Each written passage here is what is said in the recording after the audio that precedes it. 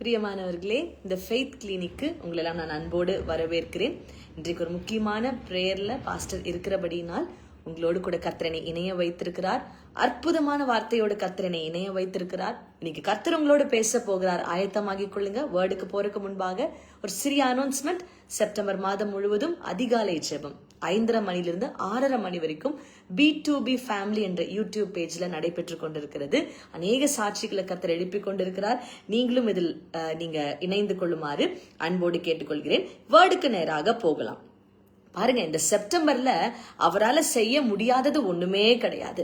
நீங்க நினைச்சுக்கிட்டு இருக்கீங்க, இதெல்லாம் நடக்குமா, இந்த மாதம் இதெல்லாம் தீருமா, இந்த மாதம் ஏதோ ஒரு மாற்றம் எனக்கு வருமா அப்படி யோசித்து என்னோடு கூட நீங்கள் இணைந்திருந்தீர்கள் என்றால் கர்த்தர் உங்களுக்காக ஒரு வார்த்தை பேச ஆசைப்படுகிறார். உங்க மத்தியில கர்த்தர் இறங்கி வர போகிறார். வேதம் சொல்லுகிறது, மத்தேயு 14ஆம் அதிகாரம் 17வது வசனத்துல, அதற்கு அவர்கள், அங்கே எங்களிடத்தில் 5 அப்பமும் 2 மீன்களுமே அல்லாமல் வேறு ஒன்றும் இல்லை என்றார்கள். பாருங்க, இந்த வசனத்துல வேதம் சொல்லுகிறது, அவங்க கிட்ட 5 அப்பம் 2 மீனை தவிர வேற ஒண்ணுமே இல்லை. எதுவுமே இல்லாத ஒரு சூழ்நிலை. நீங்க கூட அப்படி யோசிக்கலாம், ஒண்ணுமே இல்லாத ஒரு சூழ்நிலை நான் இருக்கேன், என்ன பண்ண போறேன், ஏது பண்ண போறேன், இப்படி எல்லாம் நீங்க ஒரு குழப்பத்தோட, ஒரு கண்ணீரோட, ஒரு வேதனையோட நீங்க இணைந்திருக்கலாம். ஆனா கர்த்தர் உங்களோடு கூட கர்த்தர் பேசுகிறார். வேதம் சொல்லுகிறது, 2 வசனத்துக்கு பிற்பாடு, பெருசா ஒரு 3-4 அதிகாரத்துக்கு பிற்பாடு இல்லைங்க, 2 வசனத்துக்கு பிற்பாடு உங்களுக்காக நான் வாசிக்கிறேன். 20வது வசனம், எல்லாரும் சாப்பிட்டு திருப்தி அடைந்தார்கள், மீதியான துணிக்கைகளை 12 கூடை நிறைய எடுத்தார்கள். 2 வசனத்துக்கு மேல வாசிச்சோம்னா வேதம் சொல்லுகிறது, எங்க கையில வேற ஒண்ணுமே இல்லைங்க, வெறும் 5 அப்பம் 2 மீன் தாங்க இருக்குன்னு சொன்னாங்க.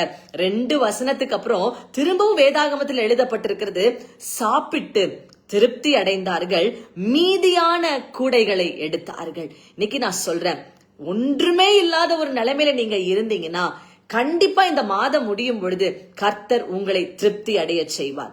சரி, இவங்க திருப்தி அடைந்ததற்கும் மீதியான கூடைகளை எடுத்ததற்கும் என்ன காரணம், அங்க என்ன நடந்தது?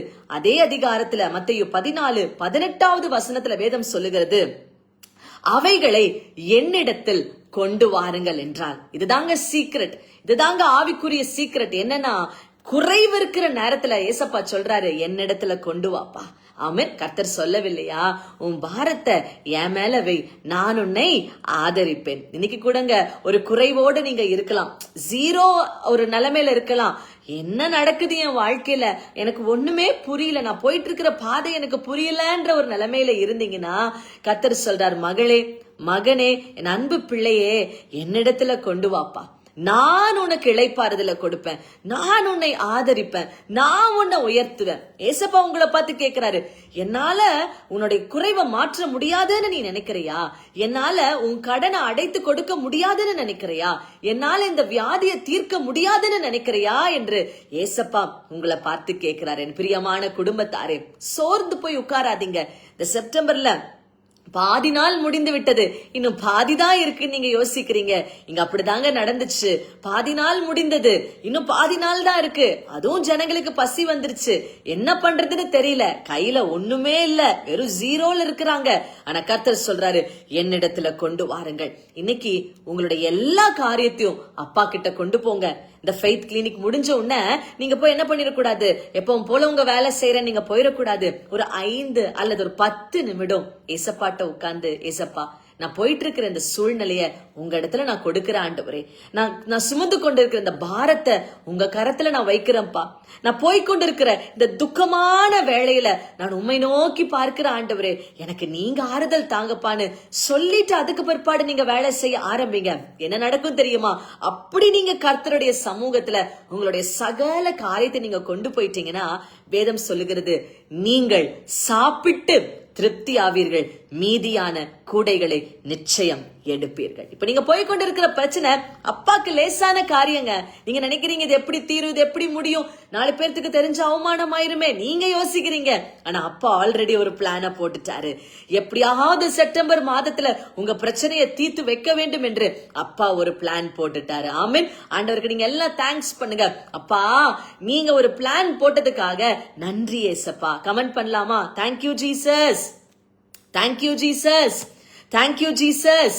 ஆமென். இங்க இன்னொரு சம்பவம் கூட நடக்குதுங்க. வாசிக்கிறோம் பாருங்க. மத்தேயு 14ஆம் அதிகாரம் 30வது வசனம்.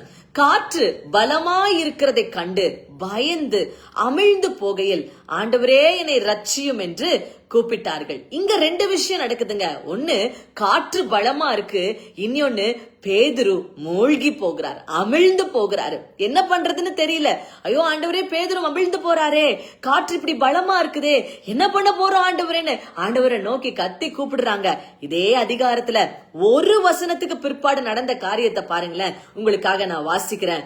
அவர்கள் படவில் ஏறின உடனே காற்று அமர்ந்தது. ஆமென். ஒரே வசனம் தாங்க, இடையில கேப். என்ன நடக்குது? காற்று அமர்ந்தது. அமிழ்ந்து போன பேதுருவை கர்த்தர் தூக்குனாரு. இன்னைக்கு நான் சொல்றேன், ஆண்டவருக்கு பெரிய நாட்கள், பெரிய வருஷங்கள் எல்லாம் வேண்டாங்க.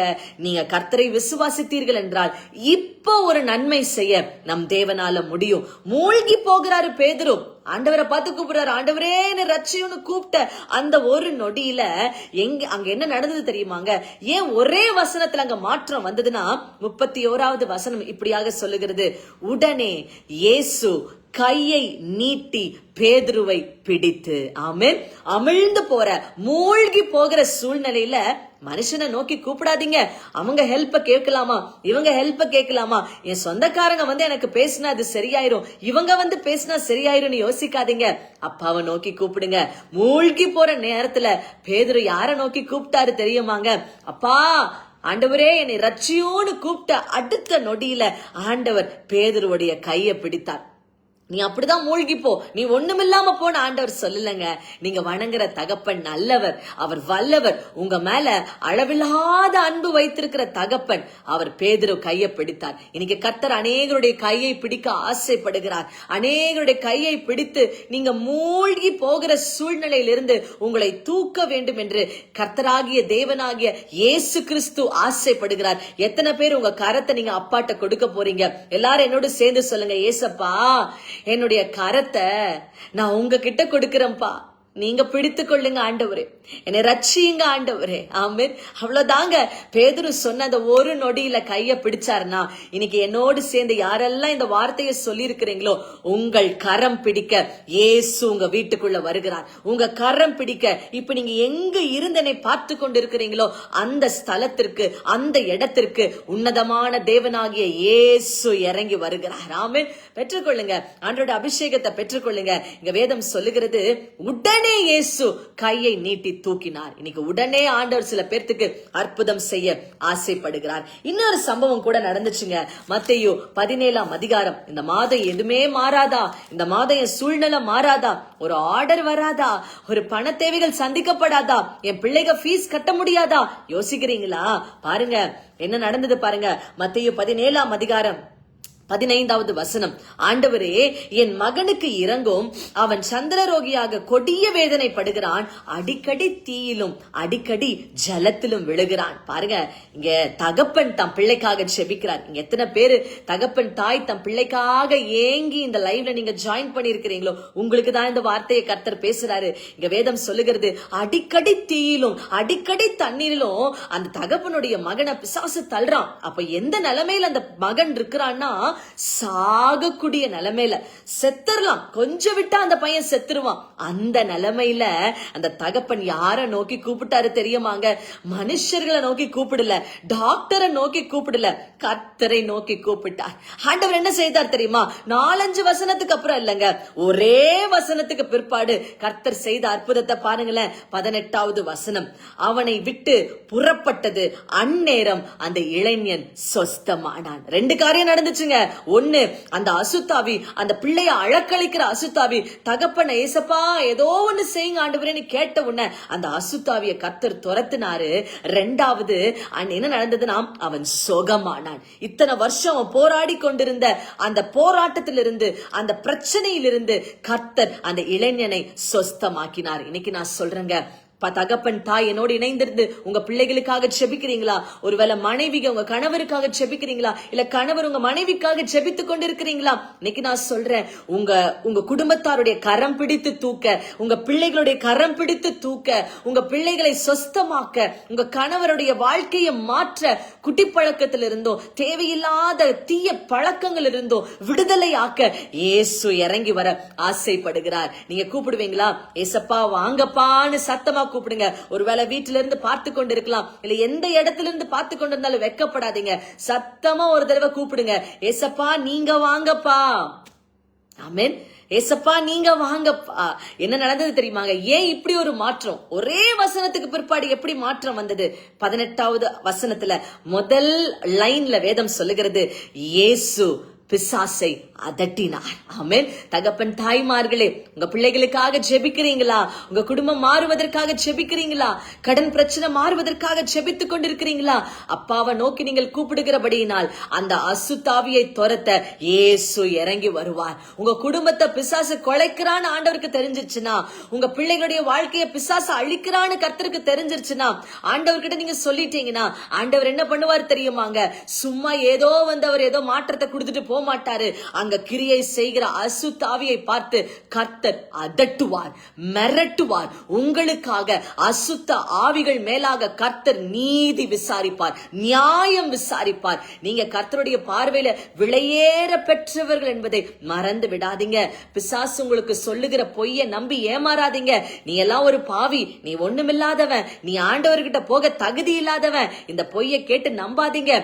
கர்த்தர் இன்னைக்கு உங்களை பார்த்து சொல்லுகிறார், மகனே நீ என்னை நோக்கி கூப்பிடு, நான் உனக்கு மறு உத்தரவு அருளச் செய்வேன். மகனே நீ என்னை நோக்கி கூப்பிடு, நான் உனக்கு அறியாததும் எட்டாததுமான பெரிய காரியங்களை செய்வேன். மகனே என் முகத்தை நோக்கி பாரு, உன் முகம் வெட்கப்பட்டு போகாதபடிக்கு உன் தலையை நிமிர்த்துவேன். ஆண்டவரை நோக்கி பார்க்க ஆயத்தமா இருக்கிறீங்களா? பாருங்க, ஒரு வசனத்துக்கு பிற்பாடு ஆண்டவர் அற்புதம் செஞ்சாரு. இனி ஒரு கடைசி ஒரு காரியத்தை உங்க மத்தியில சொல்ல ஆசைப்படுகிறேன். லூக்கா 13ஆம் அதிகாரம் 11வது வசனம்.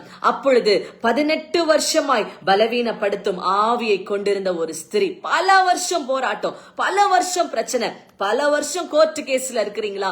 பல வருஷம் ஒரு வியாதியில் அகப்பட்டு கொண்டிருக்கிறீங்களா? அது கேன்சரா இருக்கலாம், ஒருவேளை டிபியா இருக்கலாம், இல்ல உங்களுடைய உறுப்புகள்ல பிரச்சனையா இருக்கலாம். நான் சொல்றேங்க, பல வருஷத்துடைய போராட்டத்தை உடைக்கிறதுக்கு தான் இயேசு உங்களுக்காக சிலுவையில் மரித்தார் என்பதை மறந்து விடாதீர்கள். வேதம் சொல்லுகிறது 13வது வசனம், ஒரு வசனத்துக்கு பிற்பாடு இந்த அம்மாக்கு அற்புதம் நடந்துச்சுங்க.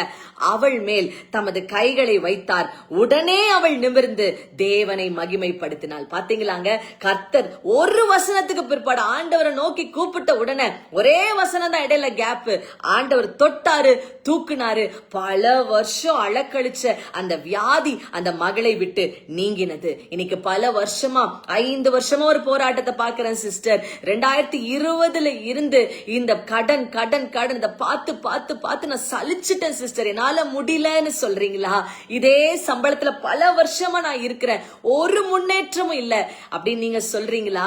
பல வருஷத்தின் போராட்டத்தை இயேசு உங்களோட கரம் பிடித்தவர் தூக்கி எடுத்து உங்களை நிமிர்ந்து நடக்க வைக்க போகிறார். ஆமென். சரி, இந்த 2 வசனத்துக்கு இடையில என்ன நடந்தது வாசிக்கிறேன். இயேசு அவளை கண்டு. ஆமென். God is watching you right now. God is seeing you. இப்போ உங்களை கர்த்தர் பார்க்கிறாரு. அவருடைய கண்கள் உங்கள் மேல் நோக்கமாய் இருக்கிறது. அவருடைய கண் உங்களை பார்த்து கொண்டு இருக்கிறபடியினால் நீங்க எத்தனை வருஷம் போராட்டத்தை நீங்க சந்தித்துக் கொண்டிருந்தாலும் இந்த ஃபெய்த் கிளினிக் மூலமாக பிரியமான குடும்பத்தாரை கர்த்தர் பேசுறாரு. உன்னை நான் தொட்டு தூக்கி நான் நிமிர்த்த போகிறேன் என்று கர்த்தர் உங்களுக்கு ஒரு வாக்கு கொடுக்கிறாரு. இந்த செப்டம்பர் மாதம் எதுவுமே மாறாதுன்னு நினைக்காதீங்க. அவரால மாற்ற முடியாதது ஒண்ணுமே இல்லை என்பதை நீங்க யோசிக்க ஆரம்பிங்க. இந்த செப்டம்பர் மாதம் என் சூழ்நிலை மாறாதுன்னு யோசிக்காதீங்க. மாற்றத்தை உண்டு பண்ணுகிற தேவன் என்னோடு கூட இருக்கிறார் என்பதை யோசிக்க ஆரம்பிங்க. சில காரியத்தை உங்க மத்தியில நான் சிறிய காரியத்தை சொல்ல ஆசைப்படுகிறேன். ஒண்ணு, கையில ஜீரோவா இருக்கிற இடத்துல அவர்கிட்ட கொண்டு போங்க. அப்பா என்கிட்ட ஒண்ணு இல்லப்பா, நீங்க பார்த்து கொள்ளுங்கன்னு சொல்லுங்க.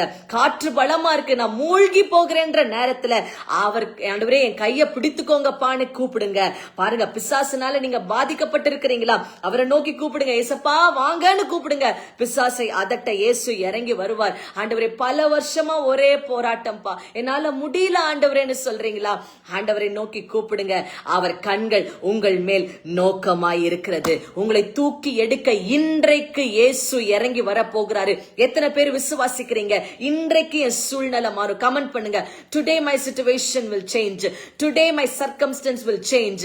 இன்றைக்கு கர்த்தர் சூழ்நிலையை மாத்துவார். இன்றைக்கு என்னுடைய எல்லா காரியத்தை கர்த்தர் மாத்துவார். எத்தனை பேர் விசுவாசிக்கிறீங்க? எத்தனை பேர் விசுவாசிக்கிறீங்க? நீ விசுவாசிக்க கூடுமானால் உனக்கு ஒரு நன்மையை கர்த்தர் செய்ய ஆயத்தமா இருக்கிறாரு. என்னோட சேர்ந்து சொல்லுங்க, உடனே. ஆமென். உடனே. முடிஞ்ச ஒரு கமெண்ட் பண்ணுங்க. உடனே எனக்கு அற்புதம் நடக்கும். உடனே ஒரு மாற்றம் வரும். என் அப்பா என்னை நோக்கி பார்த்துட்டாருன்னா எனக்கு உடனே ஒரு மாற்றம் உண்டாகும். ஆமென். கண்களை மூடி ஜெபிக்கலாமா? கர்த்தர் உங்க மத்தியில ஒரு அற்புதம் செய்ய ஆயத்தமா இருக்கிறாரு. என்னோடு கூட சேர்ந்து ஜெபிக்க ஆரம்பிங்க. ஆண்டவரே, பல வருட போராட்டத்திலேயோ, இல்ல அசுத்தாவிகளின் போராட்டத்திலேயோ, பிசாசின் போராட்டத்திலேயோ, இல்ல கடன்லயோ, குறைவிலையோ, ஆண்டவரே வேதனையிலேயோ, என் குடும்பம் இப்படி சீரழிக்க என்று வேதனையோடு இணைந்திருக்கிற என் அன்பு குடும்பத்தார், என்னுடைய ஆன்லைன் குடும்பத்தார், ஃபெய்த் கிளினிக் சொந்தங்களுக்காக நான் ஜெபிக்கிற ஆண்டவரே, நீங்க கண்ணோக்கி பாருங்கப்பா. நீங்க கரம் பிடித்து தூக்குங்கப்பா. ஆண்டவரே, நீங்க என்னிடத்துல கொண்டு வா, இந்த குறைவுகளை மாத்துவேன்னு சொன்னீங்களே. இந்த நேரத்துல உடைய பிள்ளைகள் யாரெல்லாம் ஏசப்பா என் குறைவை மாத்துங்க, என் கடனை மாத்துங்க, என் சூழ்நிலையை மாத்துங்கன்னு கேட்கிறாங்களோ, அப்பா எப்படி 5 அப்போ 2 மீனை பெருக பண்ணுனீங்களோ அந்த மாதிரி அவங்க வாழ்க்கையில சில காரியங்களை பெருக பண்ணுங்க. ஆர்டர்ஸ் பெருக பண்ணுங்க. ஆண்டவரே, அவங்களுக்கு வர வேண்டிய பிசினஸ் பெருக பண்ணுங்க. உண்மை அல்லாமல் இந்த உலகத்துல எங்களுக்கு வேற யாரும் உதவி செய்ய முடியாதுப்பா. எல்லாரும் உடைய பிள்ளைகளை கீழே இழுக்கதான் நினைக்கிறாங்க. ஆனா நீங்க மட்டும்தான் கைய பிடித்து அமிழ்ந்து போன பேதுருவ, மூழ்கி போன பேதுருவ தூக்க உம்மால மட்டும்தான் முடியும். ஆண்டவரே, என்னோடு கூட சேர்ந்து இணைந்திருக்கிற ஒவ்வொரு குடும்பத்தார் யாரெல்லாம் மூழ்கி கொண்டிருக்கிறாங்களோ அவங்கள கரம் பிடித்து தூக்குங்க. ஆண்டவரே, கரம் பிடித்து தூக்குங்க. பல வருடத்தின் போராட்டத்தை ராஜா, இந்த வசனத்தை கேட்க கேட்க கேட்க அப்பா நீங்க இப்பொழுதே மாற்றத்தை கொண்டு வரும்படிக்காக நான் ஜெபிக்கிறேன். ஆண்டவரே தேவனே, இந்த ஆன்லைன்ல இணைந்த ஒவ்வொருவரையும், ஒவ்வொருவருடைய குடும்பத்தையும், எஸ்பெஷலி அவருடைய பிள்ளைகளை உம்முடைய கரத்துல நாங்கள் ஒப்பு கொடுக்கிறோம். ஆண்டவரே, தேவன் பாதுகாத்து நடத்துங்க. ஆண்டவரே, வருகிற நாட்கள்ல இந்த செப்டம்பர் மாதம் முடிவதற்குள்ள மிகப்பெரிய மாற்றத்தை அனுபவிப்பார்களாக என்று நான் ஜெபிக்கிறேன். இயேசுவின் நாமத்துல ஜெபிக்கிறோம் பிதாவே. ஆமென், ஆமென், ஆமென். கர்த்தர் உங்களுக்காக அற்புதம் செய்ய ஆரம்பித்து விட்டார். நான் தேவனுடைய பலத்த பிரசனத்தை நான் உணர ஆரம்பிக்கிறேன். மறுபடியும் திரும்ப இந்த ஃபெய்த் கிளினிக்க போட்டு கேளுங்க. இந்த 4 வசனத்தை திரும்ப திரும்ப போட்டு கேளுங்க. அப்பா எனக்கு அற்புதம் செய்யுங்க செய்யுங்க, ஆண்டவரை கூப்பிடுங்க. இன்றைக்கு நிச்சயம் ஒரு மாற்றத்தை நீங்கள் காண்பீர்கள். ஆமென். Thank you so much for joining. கர்த்தர் பெரிய காரியங்களை செய்வார். நாளை காலை அதிகாலை ஜெபம் 5:30 மணியிலிருந்து 6:30 மணி வரைக்கும் B2B ஃபேமிலி என்ற யூடியூப் பேஜ்ல நடைபெறும். நமக்கு உபவாசம் ஜெபம் சரியாக 10:30 மணிக்கு இதே பேஜ்ல நடைபெறும். எங்களோடு கூட இணைந்து கொள்ளுங்க. கர்த்தர் பெரிய காரியங்களை இன்றைக்கு செய்ய போகிறார். கமெண்ட் பண்ணலாமா? Today today today. யாரெல்லாம் கமெண்ட் பண்றீங்க, உங்க வாழ்க்கை நிச்சயம் கர்த்தர் செய்வாரு. ஏன்னா விசுவாசிக்க கூடுமானால் எல்லாம் ஆகும். எத்தனை பேர் விசுவாசிக்கிறீங்க? கமெண்ட் பண்ணுங்க. Today my situation will change. Today my situation will change. கர்த்தர் வந்துட்டார்னா உடனே மாற்றம் நடந்துருங்க. ஆமென். இப்ப இயேசு உங்க வீட்டுக்குள்ள வராரு. இந்த ஃபெய்த் கிளினிக் முடிஞ்ச உடனே ஒரு 5 நிமிஷம் உட்கார்ந்து ஆண்டவரை பார்த்து, அப்பா என் கரத்தை பிடிச்சுக்கோங்கப்பா, என்னுடைய எல்லா பிரச்சனையும் குறைவையும் உங்க கரத்துல கொடுக்கிறேன், நீங்க பாத்துக்கோங்கப்பான்னு சொல்ல ஆரம்பிங்க. கர்த்தர் உங்க மத்தியில இறங்கி வந்து சூழ்நிலையை மாற்றுவார். ஆமென். Thank you so much for joining. நாளை உங்களை நாங்கள் சந்திக்கிறோம்.